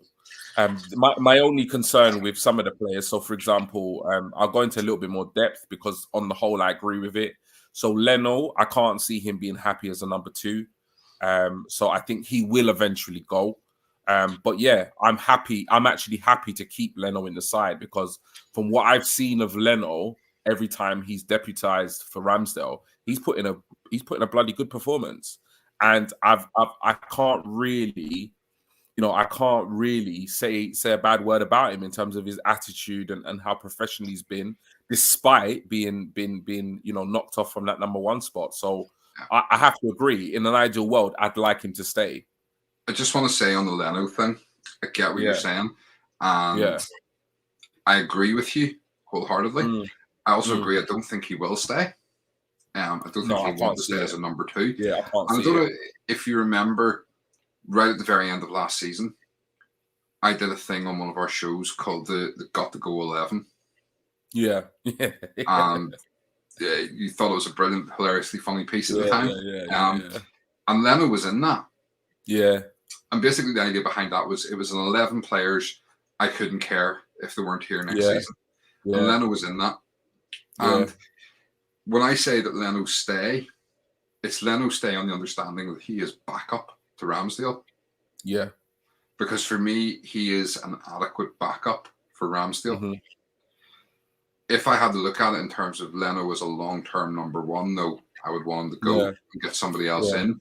But at the minute, I'd be happy for him to stay as backup to Ramsdale. Yeah. I don't think he'll want to. I don't think he'll be here in the summer. summer. That's the only thing, yeah. And that's what I'm saying.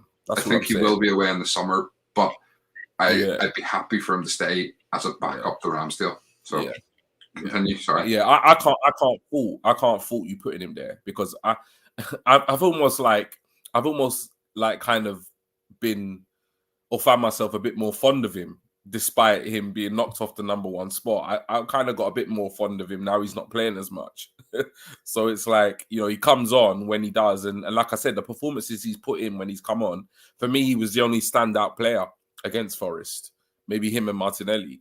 But, you know, every time I've seen him, like I say, we haven't heard, you know, him trying to unsettle the dressing room or anything like that. You know, he's come on, he's just done a job. And you know, that was not an easy thing, you know. He's been Arsenal's number one. Ramsdale's come in. He's the fans' favourite.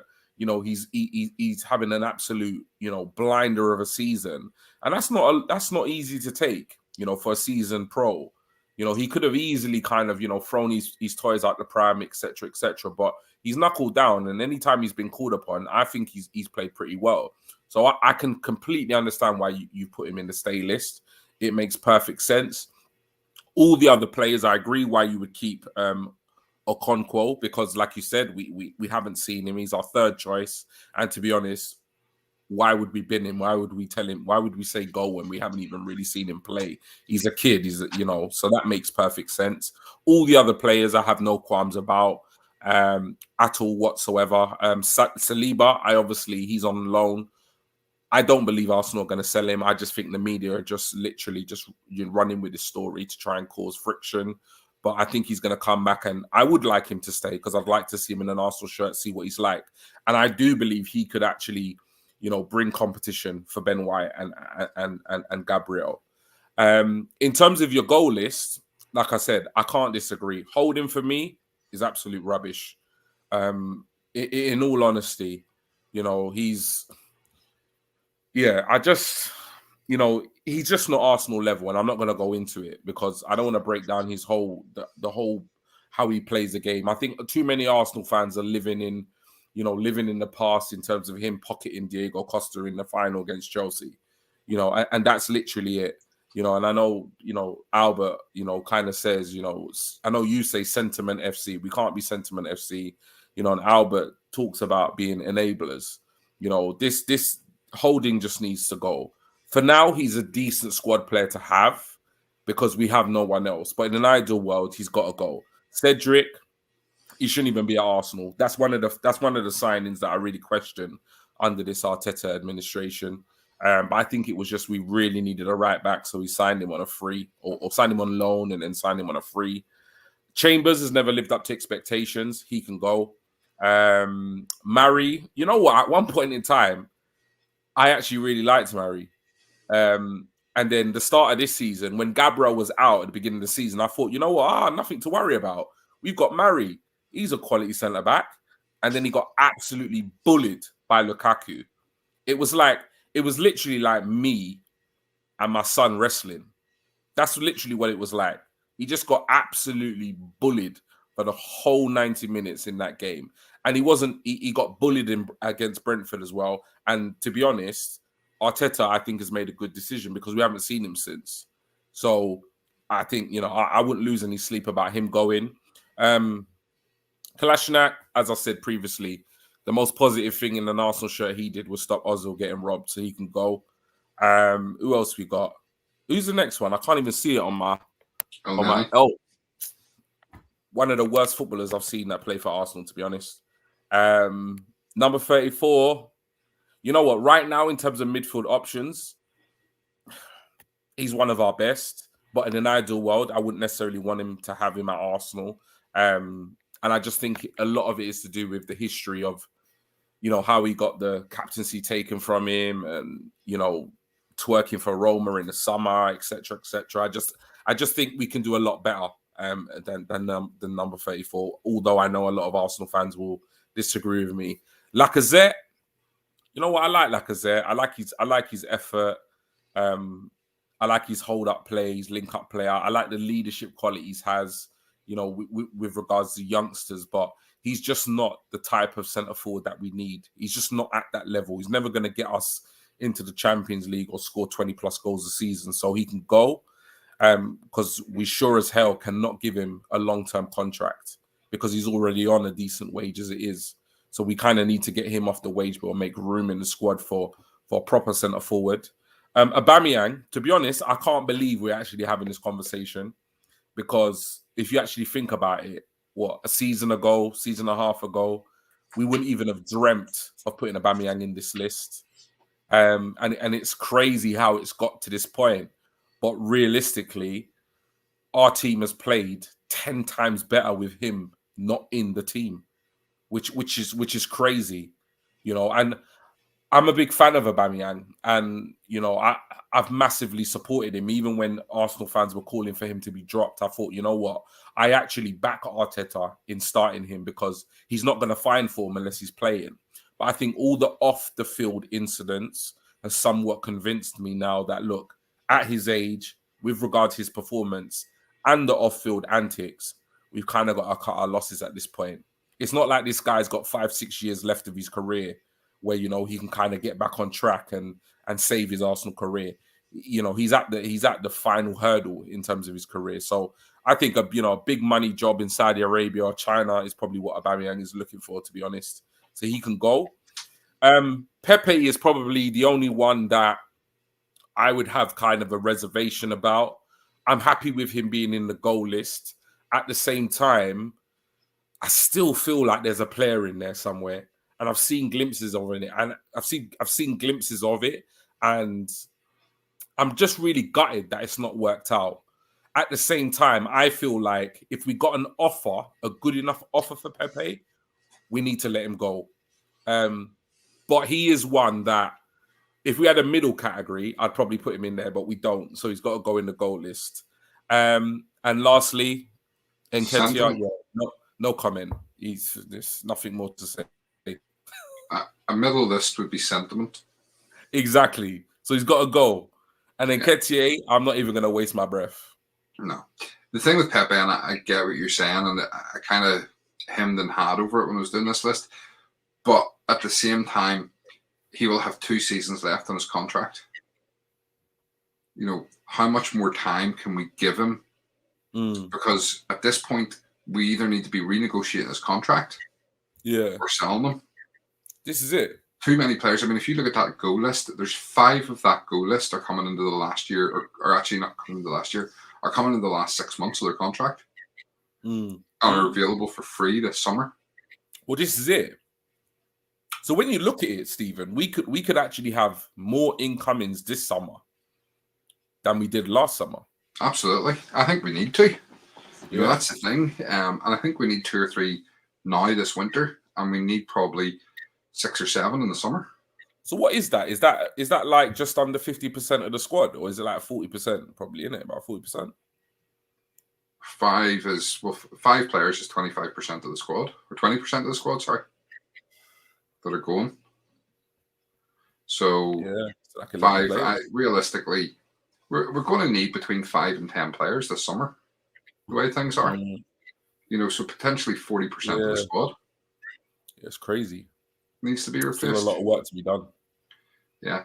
I mean, there's a couple in there. Cedric, for example, I get what you were saying about we just needed a right back. I've always said Cedric's probably the best crosser of the ball we have. You know, and there's a reason why he's on set pieces when he's on the pitch, because he's the best deliverer of football that we have. Lacazette, I understand what you're saying. Again, I like Lacazette as well, but for me, Lacazette has come into his own when he has been the focal point of the team. Yeah. But he's not going to be. You know, that's the thing. Certainly, he's not. Potentially not even after this window, but certainly not after the summer. He will not be the main man up top. And how's he going to react to being second choice, especially at his age? Lacazette can't get you 25 goals a season. No. And that's what we need. It's that simple. So, that's what we need. Okay. Going to run through some of these comments. Anybody else, if you have any more comments on the stay and go list, drop them in now. Where have we got 2? Gary had forgot KT, he stays. Antonio saying hello to Keith, and Gary saying good night for real this time. Good night all. Lottie for the bin, Oba 34, Leno, Cedric, Mari, Cola, Kadia 2, which obviously is Bella bin, Chambers holding an L sideways. Just to update, Stephen, on transfer rumours. Sorry to interrupt. Mari is in talks with Udinese for a loan until the end of the season, with no obligation or purchase. Which is a strange. I had heard links of him with AC Milan, but I just think that's a strange one, given the fact that we've only got Holding, Ben White, and Gabriel. Yeah, I just think as bad as he is, like, why are we gonna go? Why would we go into the gate, the kind of money end of the season with 3 centre backs? It's a bit of a risk, but don't know how true it is. But Fabrizio has retweeted a Di Marzio report, so don't know how concrete it is. Okay. Keith, I would like Leno to stay, but doubt he will. Keith, a blank, but I did see him put something else in there later on, so we'll come back to that. Lions AFC, good to see you again. Haven't seen you in a chat for a bit. People like Cedric, Rob Holding must look world beaters in training, how they're still here. Yeah, absolutely. Antonio praying we had quality at our midfield ASAP. Can't afford another Forest type performance. Lottie, I will literally cry if Ceballos comes back on loan. One rumour I do not want. I'd rather keep El sideways. Yeah, I've seen the Ceballos rumour. That's not happening. Lions AFC, and Eddie wants to go, but Arteta needs to start being ruthless. Balogun will be back, and he will be in the first team. Yeah, he will be in the first team squad. And Keddy is one that he's free to go in the summer, but I think potentially he could be out here in January. Lottie, Balogun needs the experience like ESR did after Middlesbrough ship him out to another championship or European side, then bring him back. It will be worth it, I reckon. Yeah, I get what you're saying on that, Lottie. What I would say is I kind of reserve judgment on that. I want to see how he does at Middlesbrough first before I sort of say whether he needs another loan or not. Keith, spot on, Stephen. Lottie, same route for Patino, hopefully. I still can't watch Leno perform, literally peering through my fingers every time.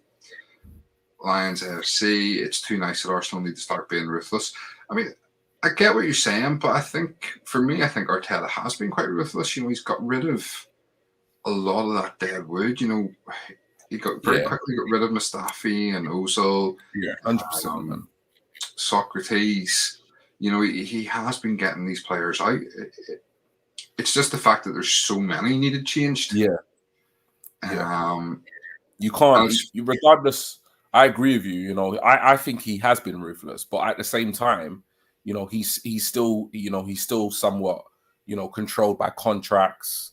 By clubs not wanting to pay certain fees, players being reluctant to move.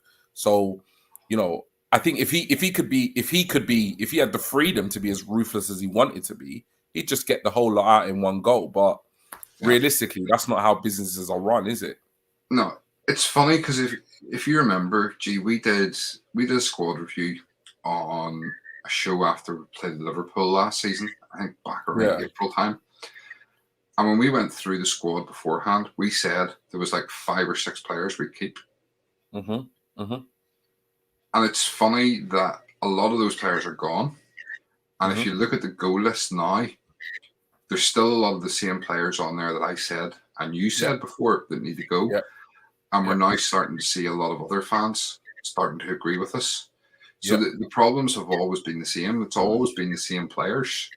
Yeah. And we are slowly but surely seeing them go. So, I mean, I think a lot more of them will be gone either this window or by the end of the summer. I think, and I do think it'll be from that list. I know that it kind of maybe sounds big-headed, me sort of saying that what I'm saying is right, but It's common sense, man. I You kind bang of on. really believe that is the list of players that will be Yep. available, either Yep. leaving us free or available for transfer. Yep. And we will see big changes. I do genuinely think by the start of next season, there'll be 8 or 9 different players from there are right this second in our squad between now and the start of next season. Yeah. G, just know I'm pretending I never heard that. You said that about him. I think it's number 34, maybe. Autocorrect said that, yeah. 19 plus goals scored since his backside was dropped for Aubameyang, obviously, as well. Which is absolutely true. You know, we're flying in terms of scoring goals without Aubameyang. That's what I mean. Yeah. It's crazy. Kola can go for free this month. Yeah, I do. I actually think he is going. Talk of Marseille. What's that? Is it not summer he goes for free? Yeah, but the talk is that they'll let him go for free now, just to get him off the wages and get him out of the club. Yeah. To be honest, with you, aside from potentially 3 more Carabao Cup games, he's not going to play. There's only the league left. Yeah, so he's not really going to get many opportunities. And a lot of these players, there's a lot of them probably have played their last game already. Yeah. Lions AFC, Holding is going nowhere, so he'll still be here. No, I think Holding potentially is going to be away in the summer because I think Holding's at a point in his career where he needs to play first team football, and he's not going to get that at Arsenal. And I think Saliba's going to come back in the summer, and he'll drop further down that pecking order. Yeah. I do. I do think Holding will be away. Yeah, Saliba will take his place. Yeah, I think potentially Mari will be away. Saliba will return, and I think we might sign another centre back. So that's kind of it in terms of the squad review. So it'll be interesting to see what happens over the next couple of weeks in terms of transfers in and out. And I'll hold on to this graphic, and we'll come back and we'll review it at the end of the season, see if anything's changed.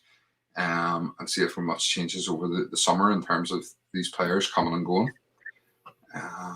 So we'll take that off. So listen, I'm conscious of time, but we do have a game coming up on Thursday night. And it would be remiss of us not sort of touching this. So I'm going to bring this graphic up on screen, and I'm going to let you talk.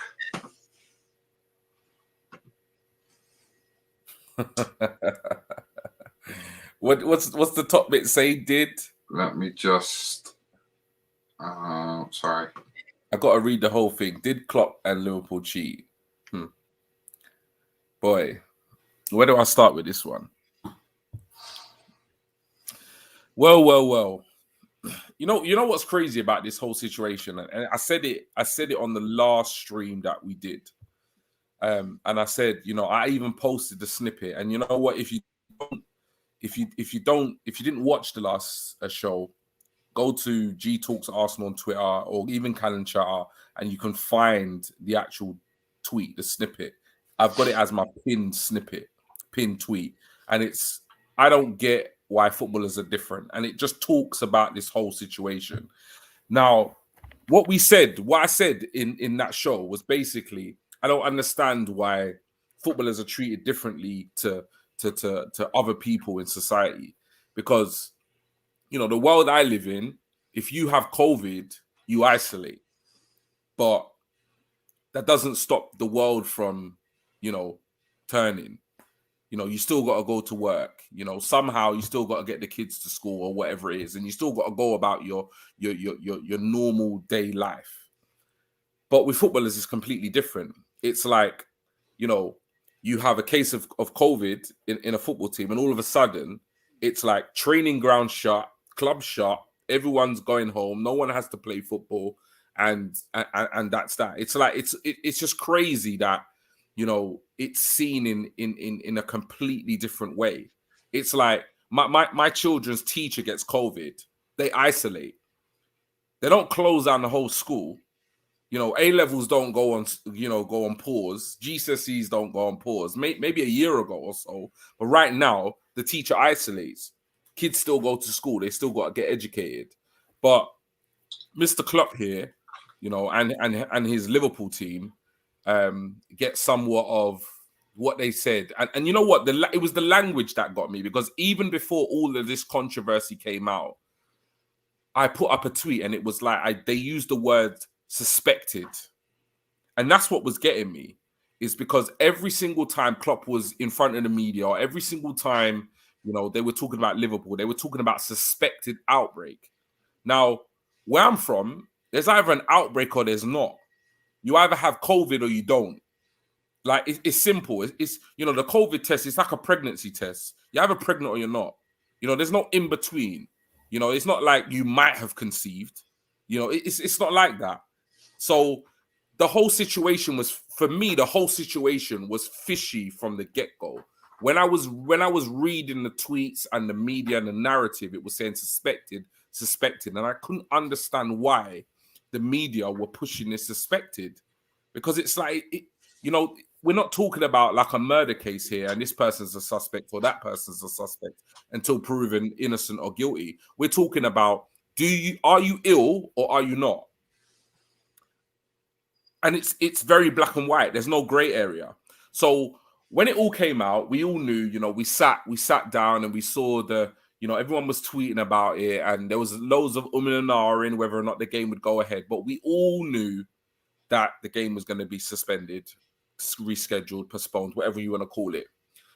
Now, had the fixtures been twisted around slightly and they were playing Shrewsbury when they were supposed to be playing Arsenal, you wouldn't have got all of this circus act from Klopp and from Liverpool. You wouldn't have got it. The issue was the opposition they were playing.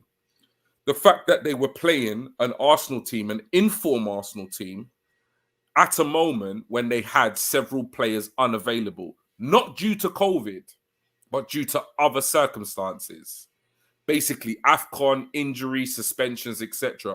What they did was they used the hype of COVID to somewhat, put in an application to postpone the game. And we all know English football is corrupt. You don't have to be a rocket scientist to work that out. So they put in an application, and of course it's Liverpool. It's one of the elite clubs, been at the top of the Premier League for however many seasons now. And we know, there's preferential treatment. So the application was accepted. Obviously, the game was postponed. They played Shrewsbury, beat Shrewsbury, etc., etc. And now we're here, playing them this week on Thursday. And then now you get Klopp coming out saying false positives. Now, I want somebody to tell me what a false positive is. I honestly want somebody to tell me what a false positive is, because I don't know what that is. I've had COVID twice. And as much as I've sometimes don't like to admit, those tests work. It's not rocket science. You shove it down your throat, you put a bit up your nose, you put it on the test, and guess what? One line, you don't have COVID. 2 lines, you have COVID. So I don't understand where the false positives. And these guys are working in an industry where they didn't only get tested once, twice, but 3 times. And you're telling me that 13 players were tested 3 times and had false positives 3 times. It's absolute rubbish. Absolute rubbish. And Liverpool need to be investigated. And to be honest, there's no investigation even needed. The man cheated. Liverpool cheated.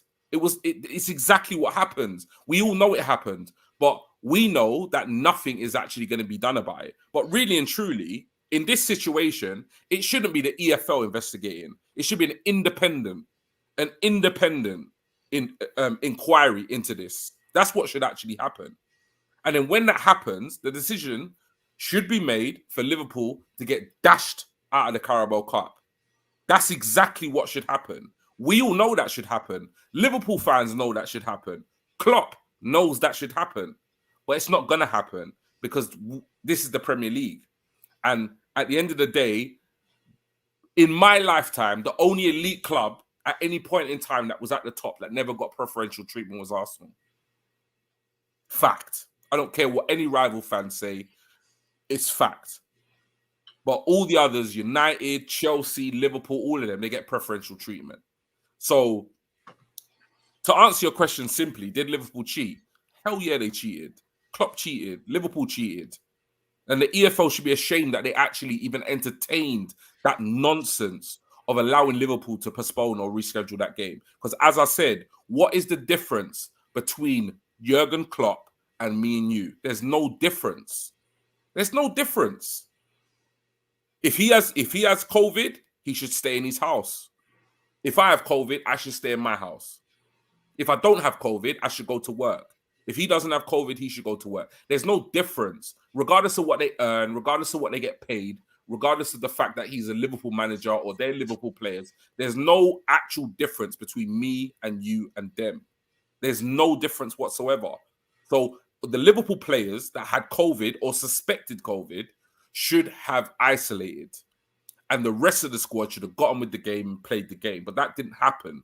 And that didn't happen because the Premier League, the EFL, the whole of the organizations in world football are absolutely corrupt. And they just bend to the will of the elite clubs at that present time. But it's an absolute disgrace. We're talking about investigate Liverpool. We want the EFL to do it. There's rumors that they're going to do it, but we all know it's just rubbish. There's going to be no investigation. They'll probably sit down with Klopp, at Cafe Nero over a coffee and ask him a couple of questions and laugh about the fact that Arsenal lost to Nottingham Forest. And then they'll write up their report, and then that will be that. But at the end of the day, it's a disgrace. And there's not much else I can say about it, even though I've said enough about it already. But yeah, it is what it is. Yeah. I think, the thing with it is, in terms of... My wife's just looking at me like, ain't you going to shut up at some point?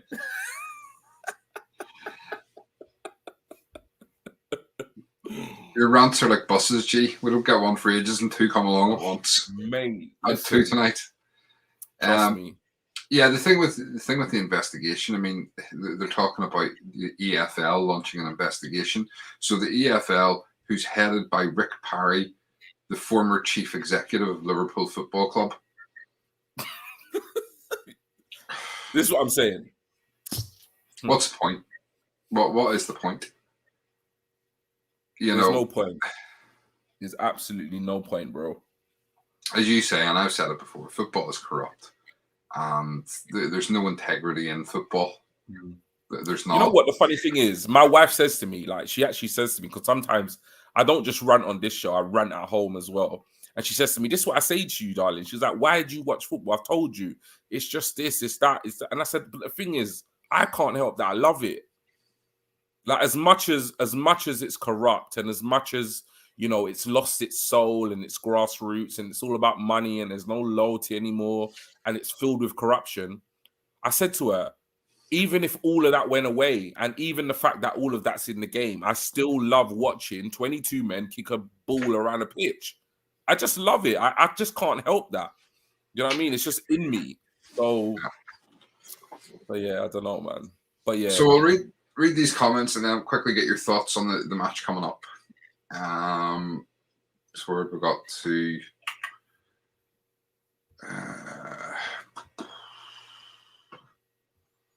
Lions AFC. Our best buy was Tommy Asu, what a player. Yeah, hard to disagree with that. Him and Ramsdale have been outstanding.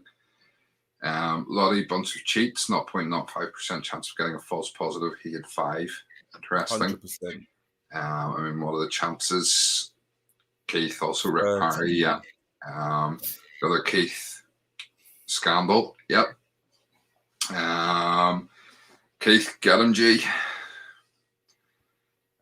Chris, I think the bigger issue is how come Liverpool get to play the game, but Leyton Orient got thrown out for the same thing. Well, as I said, we can't fall into the trap of the Leyton Orient thing because that was the season before. But there was a case of, I think it was Haringey Town or someone had to concede their game against Rochdale for the same thing in this season's cup. So that needs to be the sort of the precedent. Keith, their training ground was open day after game, was suspected utterly biased. Yeah, her suspended. Sorry, yeah, absolutely.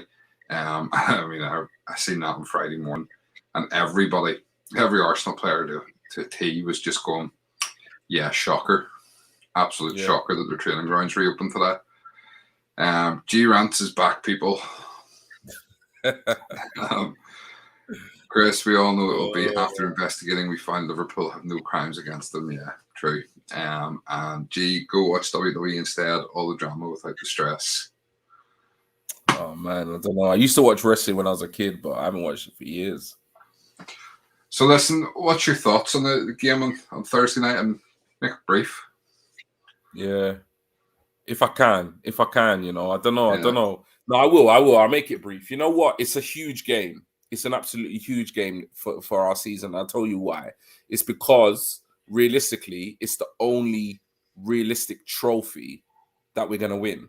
Because we're not going to win the Premier League. We already got knocked out of the FA Cup. So realistically, beat Liverpool, we're in the final. And to be fair, I fancy our chances against anyone in that final. Doesn't matter. Regardless of what form we're in or how bad we've been over the last 5-10 years, when it comes to finals, we usually represent. So I would fancy our chances against Chelsea because it looks like Chelsea have put Spurs to bed already.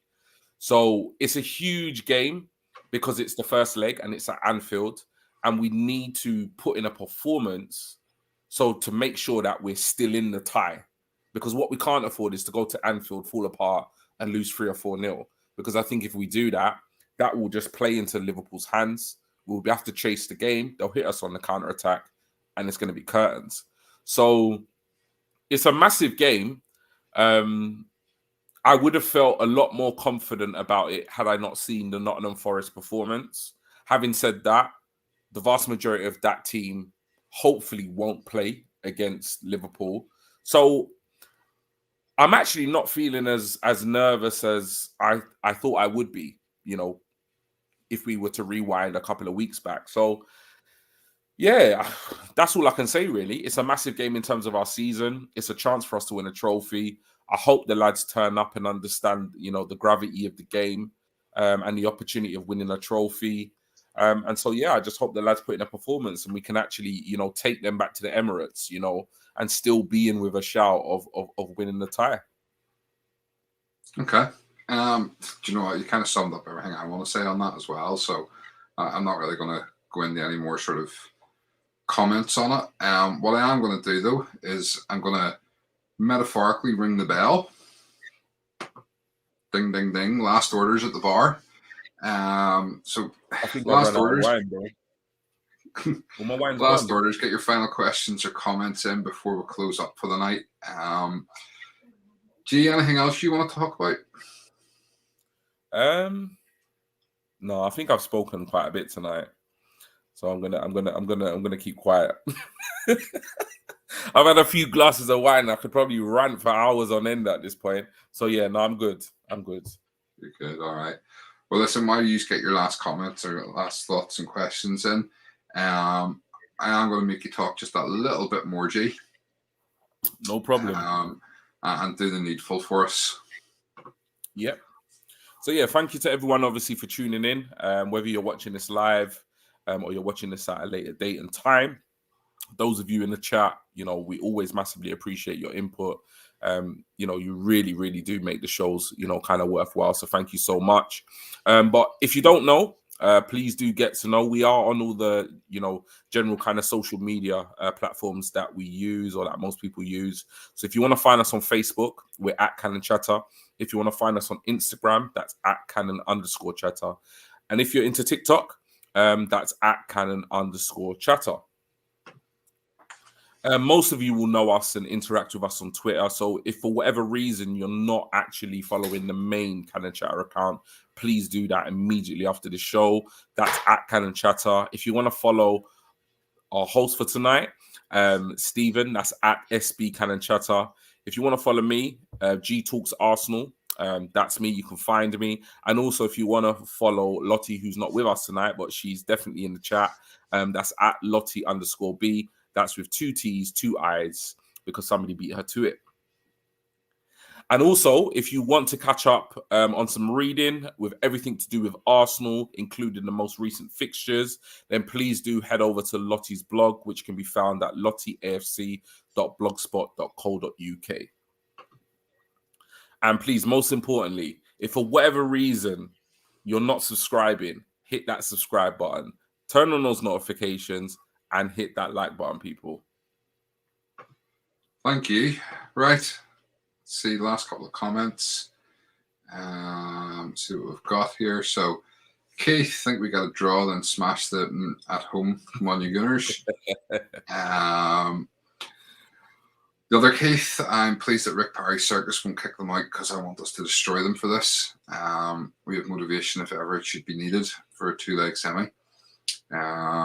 Plus, we now need to get the second, or we now get the second leg at home. Chris, you would expect it would be a full strength team depending on COVID and stuff if 34 and ASR are back for the game. Yeah, the only issue with it is obviously we have the North London Derby on Sunday. Yeah, but he's got to go. I think he's got to go strong though. Yeah, he has to.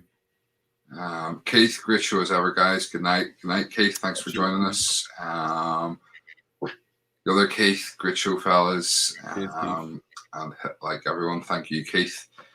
All right, so let's take that off the screen. Listen, I think that's kind of it. I'll be back on Friday night. I'm not sure at this point who will all be joining me, but I'll be back on Friday night. Yeah. So hopefully everybody. Maybe Lottie will be filling up the things again. Who knows? If not, we'll worry about that then. But G, any last words? Boy, no, not really. I really enjoyed that. I feel like I've just like a weight's been lifted off my shoulder, ranting about the Arsenal fans worried about money and Klopp. So yeah, thank you for that. That was therapeutic. But yeah, no, I just hope we put in a performance on Thursday against Liverpool. And just everybody that's tuned in, just a massive thank you and stay safe, people, and see you soon. Yeah, absolutely. Thank you.